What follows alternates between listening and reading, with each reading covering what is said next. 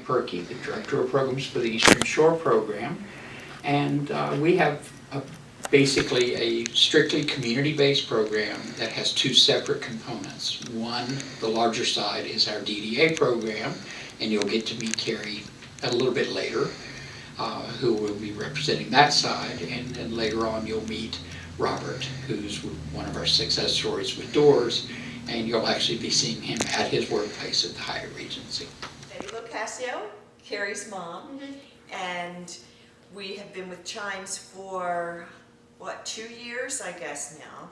And this is the first opportunity that Carrie's had to have a one-on-one mentor, which has made all the difference in the world for Carrie and what she can do and what she has accomplished.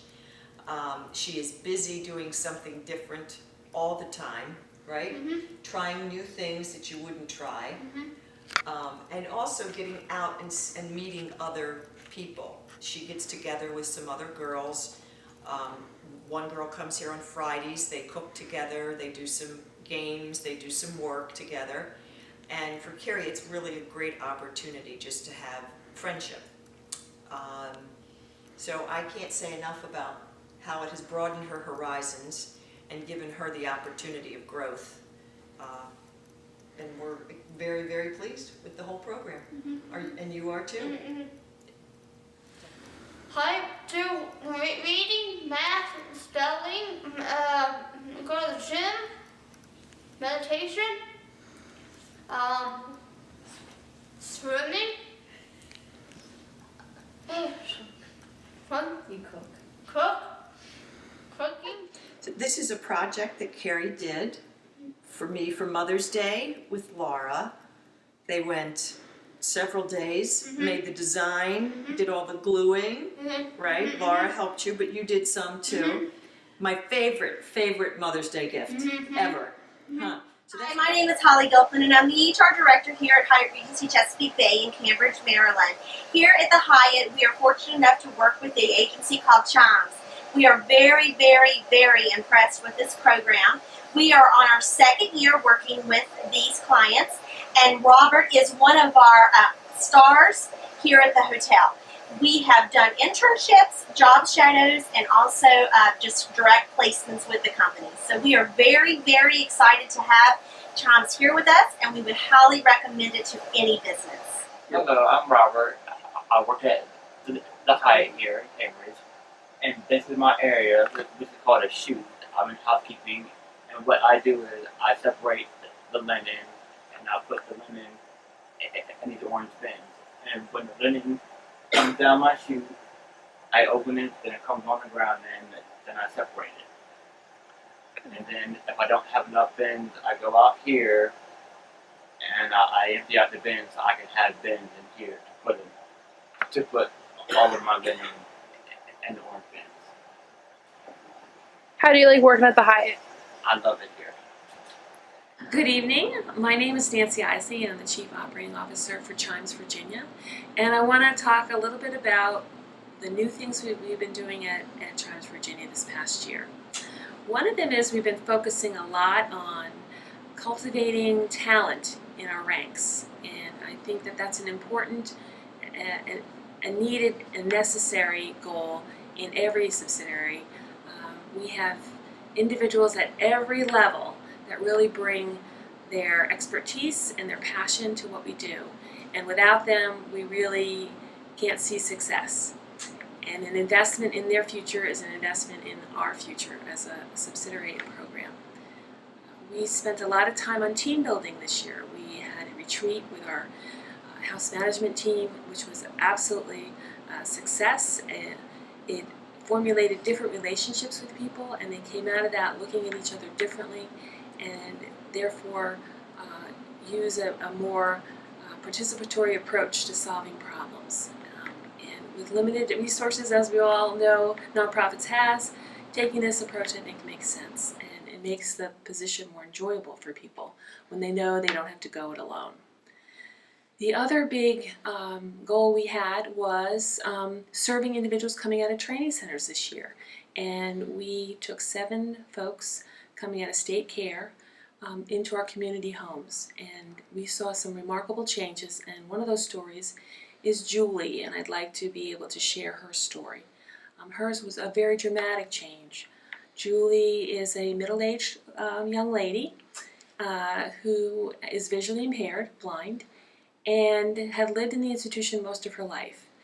And in that environment, she learned some behaviors, or had to develop some behaviors for self-preservation. One of them, unfortunately, was self-abusive behavior, and I think that had to do with not knowing what's around her in a large setting that may have been congested and noisy, and she would often hit herself. And she had been wearing arm splints for most of her life. We had been individuals who tried working with her 15 years ago to try to get those off her arms, and they weren't very successful. She has been with us 4 months, and she has the arm splints off. And I think this is a great story about how environment changes a person. It does with us. We can all say we act differently in a church than we do in our family's homes. And the same is true with Julie in terms of how she had to function and survive in the training center versus how she now lives and survives in a community home where she has less people to live with and she has her own room. Noise is different, and all of that has made such a remarkable change in her ability to trust. And therefore those behaviors that we had seen have all really gone away. So I really just wanted to share her story. Hello everyone, my name is Douglas Smith. I'm the Regional Manager of Marketing and Placement for Chimes, Maryland. My role here at Chimes is to help the individuals we serve gain their independence and find employment opportunities in the community. We've done a lot of changes over the past 2 years here in this department. Last year we achieved 18 individual placements. What that means is we helped 18 people become employed through an employer, or say for instance Home Depot actually hired them onto their staff. This year we're going to break that record. We're poised to have found 20 individual placements by the end of this year. So things are really going. That averages out to roughly about 3 people per month over about a year and a half's time. So we're really proud of that here. We've had some new partnerships this year. We've partnered with Home Depot. They've been employing some people. We got someone hired at the Baltimore Orioles who is currently ushering and helping game patrons find their seats. And we just got someone hired at the Maryland Institute College of Art as well. These have been great opportunities for us. Mainly because most of the jobs that we get are minimum wage jobs. They're part-time, $7.25 an hour. But we've been able to negotiate recently much higher salaries for the individuals that we serve. For instance, Home Depot is paying $9 an hour. We just got a few people employed at Hilton Hotel. They're paying $9 an hour. And one of the colleges, they're actually paying $11.45 an hour full-time with benefits for one of the individuals we serve. So that's something we're really proud about here over at the TAP Center. In addition to that, we do a lot with enclaves. An enclave is a group of individuals that goes out with a job coach and works out in the community. We have a great partnership right now with TJX companies. That includes TJ Maxx, Marshalls, and Home Goods. This is our 2nd year there with those stores. They just renewed their contracts this year, and that has helped employ over 200 people through Chimes, Maryland. So that's something we've been really excited about, and it's a great partnership that we have going.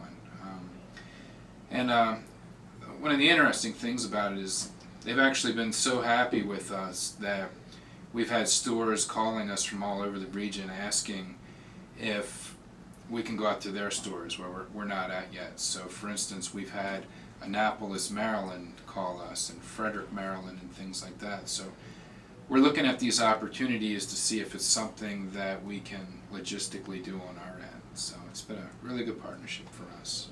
Chimes Delaware established the New Beginnings Center in 2006 to offer those with co-occurring diagnoses the opportunity to participate as full members of their community.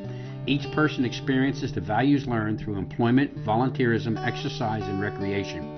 With support by their coaches and a mental health specialist, they are guided through the challenges of anger management, peer negotiation, and conflict resolution. Growing through volunteerism is a mainstay of the New Beginnings Center.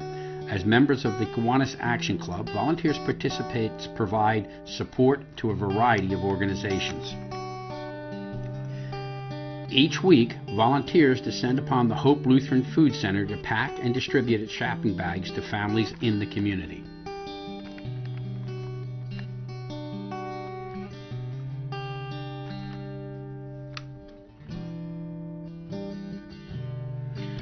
With an awareness and recognition of the issue of hunger, each member stacks and packs canned goods and other non-perishables at the Food Bank of Delaware.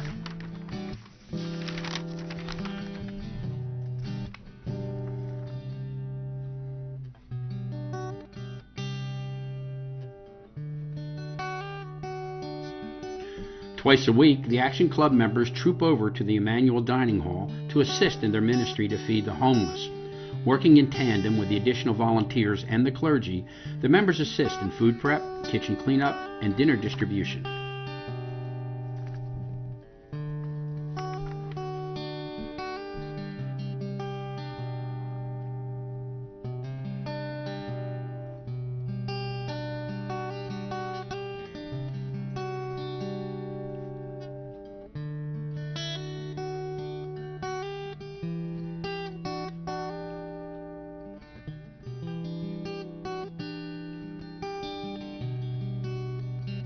The PAL Centers of Delaware are recipients of the labor and commitment of the New Beginnings volunteers, who provide assistance in maintaining their recreational center.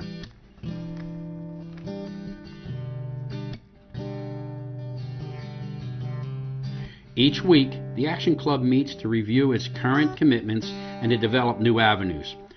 From toy drives to toiletry drives to parks maintenance, the members of the New Beginnings Action Club are vital contributing members of their community.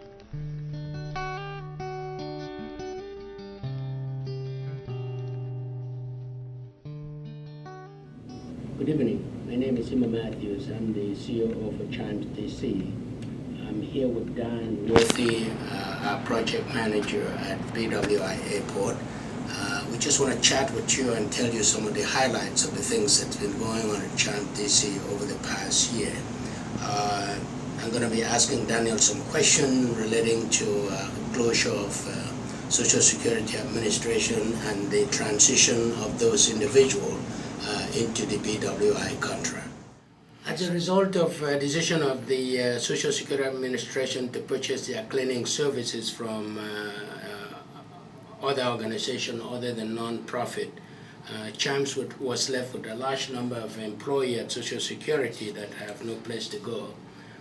But somehow you managed to have had a number of openings at BWI, and you've done a great job of transitioning all of those folks into BWI contract.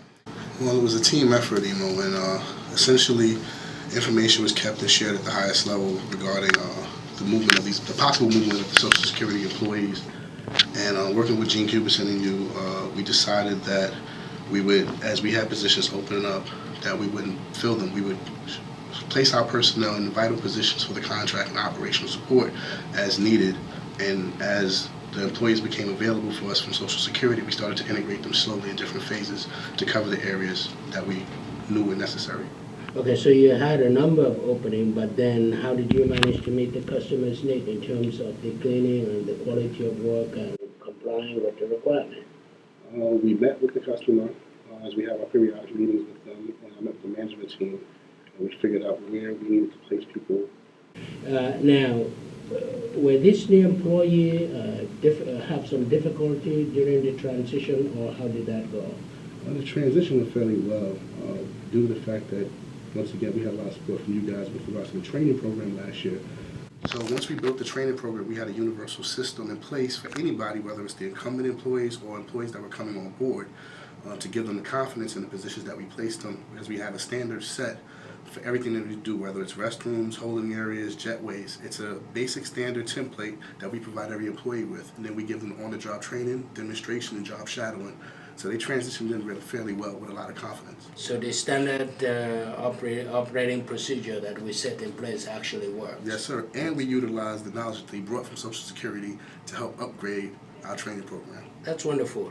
Then what we did was we implemented the newsletter, working with, corporate here, providing information, accolades that we get from MAA, the client, and also within and other vendors and concessionaires at the airport. We started the newsletter, and we started recognizing our employees for Employee of the Month, Supervisors of the Quarter. It's all reflective in our scores and attendance. But we also talk about stories where our employees are going above and beyond the service required in the contract, where they're taking the initiative to get things done and helping out airline personnel, passengers that are lost in the airport, can't find their cars, with their children, disabled children. To the point now that where I travel around the airport and to visit some of the areas that we service, and we see our newsletters up on their bulletin boards. I have people coming to me and say, hey, we have this employee here that services our area. Can you highlight them in the next, we want to send them certificates so you can highlight them. These are things that they're doing. So the airport community is brought into this, which in turn is highlighting the good things that Chimes is doing to recognize our employees overall. So the newsletter actually proved to be a positive very positive. Things that you've done, we've initiated. Thanks to Heidi in the development office that have been instrumental in publishing the newsletter. Thank you. Thank you very much. Holcomb has had another wonderful year, and I'd like to talk to you about some of our accomplishments where we saw the opening of 2 new IDD programs, where we purchased 2 new homes in Delaware County, Pennsylvania. We developed telepsychiatry, where we connected the Exton office to our York location at Family Child Resources. Through that, we had the support of Chester County with funding, and also York County was part of that funding development. And that program is now up and running, and we have several psychiatrists working in that program. Through the help of some of our board members and others, we were able to establish a contract to do family-based programs, outpatient, intensive case management throughout Montgomery County. But the most significant program that we're working on this year is the award of a contract for crisis residential services in Lancaster County. In November of 2013, we received a request for proposals from Lancaster County. It went out to probably 20 different providers throughout the Philadelphia region, and they narrowed that down to 5 providers that went in for a verbal presentation. Within days of the presentation, I got a phone call saying that Holcomb was awarded the contract. We were delighted. The initial contract will be for $1.2 million, and that will include the build out of the new facility, furnitures, fixtures, and some money for initial startup. And going forward after that, each year should be approximately $1.2 million. It'll be on a fee-for-service program on the 10-bed residential program. Leslie Lipson has been the Director of Crisis Services for Holcomb for approximately the past 15 years, and clearly will be in charge of this program, not only with the initial phases, but right through to the ongoing running of the program.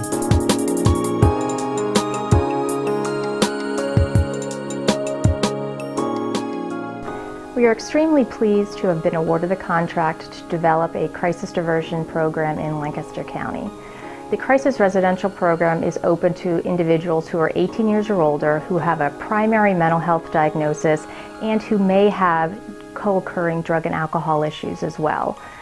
Individuals must be at risk. They don't quite need an inpatient level of care.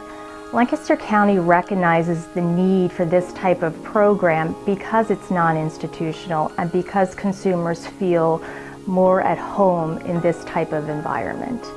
Admissions come from primarily 2 sources. Individuals may be referred from the community by their case manager or outpatient therapist, or a person may need to come from an inpatient unit as a step down from a more restricted setting. When consumers are admitted to the Crisis Residential Program, they go through a formalized intake process. This involves meeting with one of our staff nurses, inventorying all their belongings, and going through formalized standard assessments. We are also looking at case management needs and whether or not a person needs assistance with housing, drug and alcohol issues, or Social Security benefits. Every consumer will meet with our staff psychiatrist. These meetings are a collaborative process. Over the course of a consumer's stay at a Crisis Residential Program, attention is focused on every aspect of an individual's life and recovery. The program employs a full-time cook who cooks 3 healthful meals for consumers daily, and also award-winning desserts. A full-time housekeeper launders the consumer's clothing as well as keeps the floors, bedrooms, and living spaces in tip-top shape. Our single-story unit allows individuals who may have difficulty walking or with other disabilities easy access to the home-like comforts of our environment. We can accommodate individuals in single rooms or double rooms. This allows for added privacy and also for the ability for the unit to maintain mixed genders. The meat of the program are our individual sessions held with bachelor's level, master's level, and certified peer specialists, as well as our group sessions. The goal of Crisis Residential is to prevent folks from having to utilize the service again, to learn coping skills and strategies to manage crisis situations in the future when they're out in the community. Valley Key Crisis Residential has had enormous success in treating individuals with not just a mental health diagnosis, but also co-occurring medical conditions. We want to understand that a consumer has the necessary supports in place to be successful in the community. Thank you for watching and for participating in Holcomb's accomplishments. Thank you for the opportunity to update you on the status of Chimes Israel. Chimes Israel has grown to be one of Israel's largest not-for-profit providers of community services for people with special needs. Chimes' programs are subject to oversight and approval by the Ministry of Social Services, Ministry of Health, and the Ministry of Education. Today, approximately 1,210 clients with developmental, psychiatric, and/or physical disabilities receive services in 21 programs located in 11 municipalities throughout the country. For reasons I will discuss shortly, our census has not changed significantly from last year's. Chimes Israel has 384 employees and 161 volunteers, not including our dedicated board of directors. Our volunteers come from the communities we serve, from Tel Aviv University and from the National Service, which is an alternative to the military. Staff recruitment and retention continue to pose ongoing challenges, and we are devoting a great deal of attention to resolving these issues. Financially, we are doing well. This morning, the Chimes Israel board approved the audited financial reports for 2013. Once again, we ended the year with a surplus. Our budget for 2014 is 45,861,000 shekels, which is approximately $13 million. Because Chimes Israel has earned an outstanding reputation in the professional and academic world, we are often asked to expand our existing programs, provide new services, and extend the geographic area we serve. Many of Chimes' current programs have reached the physical capacity of their buildings. Chimes Israel has now reached a juncture where the board feels we should review our organizational and board structure and reconsider our organization's mission and vision. Therefore, the board has decided to temporarily limit further expansion, pending a review of our strategic plan. To begin the process, the board has taken steps to restructure itself and better define its functions. We have limited the size of the board to 13 members, instituted 4-year terms of office, and staggered board terms to control the number of members when their terms in a given year.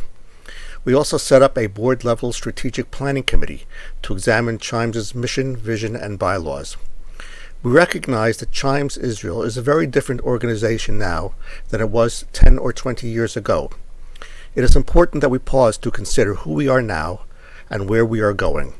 Among the questions we are asking ourselves are which populations should we serve or not serve? Should we place geographic limits on program expansion? Should we limit the number of programs we operate? What are the implications of rapid expansion on executive staffing of the agency, and so on.